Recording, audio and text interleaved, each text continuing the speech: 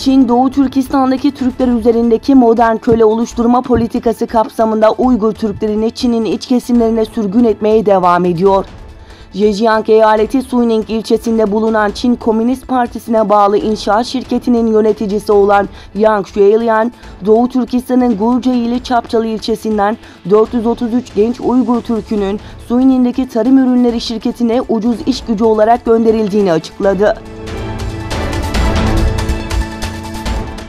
BM'de Doğu Türkistan sorunu anlatıldı. Doğu Türkistan Milli Meclis Başkanı Seyit Tüntürk, İsviçre'nin Cenevre şehrinde Birleşmiş Milletler'de İnsan Hakları oturumunda Çin'in işgal ettiği Doğu Türkistan'daki insan hakları ihlallerini anlattı.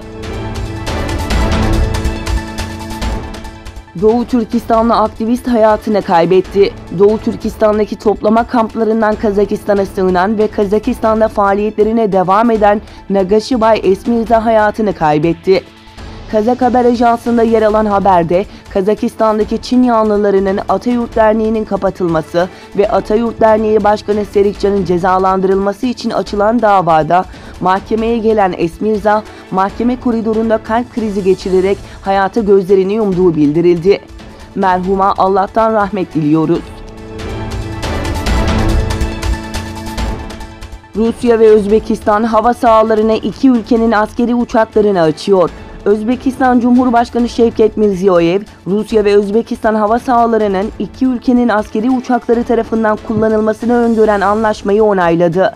Anlaşma hükümete ait Halk Sözü gazetesinde yayımlandı.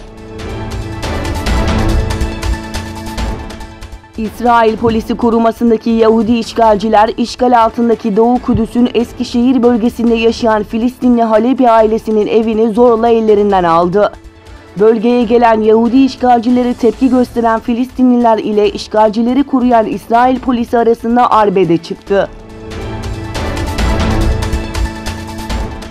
Ukrayna Dışişleri Bakanı Pavel Klimkin, Ukrayna bakanlıklarına ait web siteleri ile Merkez Seçim Kurulu'nun sitesine Ruslar tarafından 40 saniyede bir siber saldırı düzenlendiğini iddia etti.